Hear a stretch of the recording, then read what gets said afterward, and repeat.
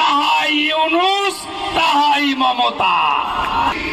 1.5 বছর লেগেছিল এই রাজাকারের বাচ্চা, হেফাজতের বাচ্চা, এদেরকে ভারত বিরোধীদের সোজা করতে। অবৈধ লোকেদের উৎখাত করব। বড় বড় কথা, ওই জিহাদিদের বলি তাকিয়ে দেখ উপরের দিকে, এটা আমরা করব, এটা আমরা করব। অখণ্ড ভারত কি, অখণ্ড ভারত কি। পুলিশের পারমিশন লাগেনি, হাইকোর্টে যেতে হয়নি।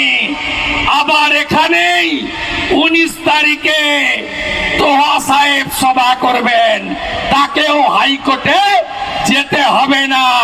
যাহাই ইউনূস তাহাই মমতা। ভাবছেন ওপারে তো হচ্ছে